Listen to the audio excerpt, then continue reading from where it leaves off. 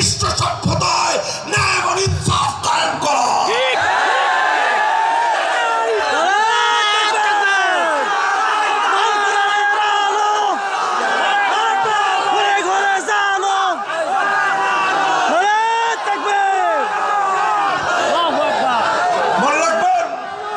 বৈষম্যহীন সমাজ গড়া এটা শুধু বৈষম্য বিরোধী ছাত্র নেতৃবৃন্দের দায়িত্ব নয়। বৈষম্যহীন সমাজ গড়া এটা শুধুমাত্র বৈষম্য বিরোধী ছাত্র নেতৃবৃন্দের দায়িত্ব নয়। বৈষম্যহীন সমাজ গড়া সর্বপ্রথম আল কোরআনের সৈনিকদের দায়িত্ব। বৈষম্যহীন সমাজ গড়া সর্বপ্রথম আল্লাহ নবীর সত্যিকার উম্মতদের দায়িত্ব।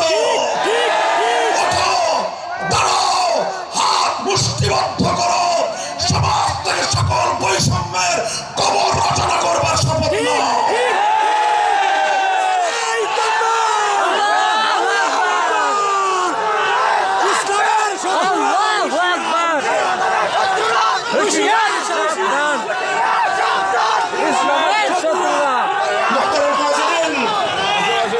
কথাটা খুব জায়গা লক্ষণীয় শোনার বিষয়।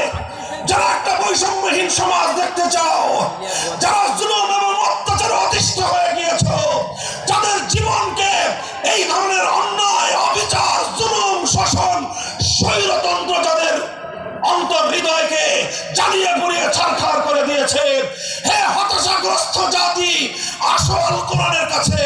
আমরা তোমাদেরকে মুক্তির বার্তা শোনাই, আমরা তোমাদেরকে সান্ত্বনার বাণী শোনাবো। আসো, হাতে হাত রাখি, সমস্ত বৈষম্য, জুলুম, স্বৈরতন্ত্রের কবর রচনা করে আল্লাহ কোরআনের সমাজ করবার জন্য হাতে হাত। দেখেন,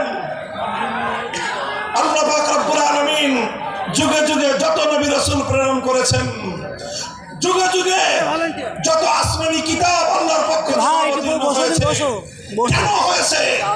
শুধুমাত্র মুসল্লিদের সমাজ গড়বার জন্য নয়, শুধুমাত্র রোজাদার সমাজ গড়বার জন্য নয়।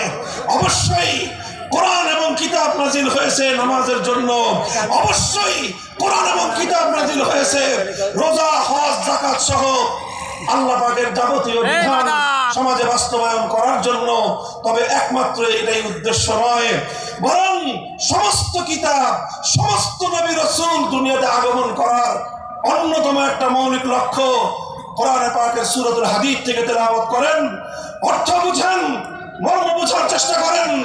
লাকাদ আরসালনা রুসুলানা বিল বায়িনাতি ওয়াল হুদা ওয়া আনজালনা মাআহুমুল কিতাবা ওয়াল মিজান লিয়াকুমা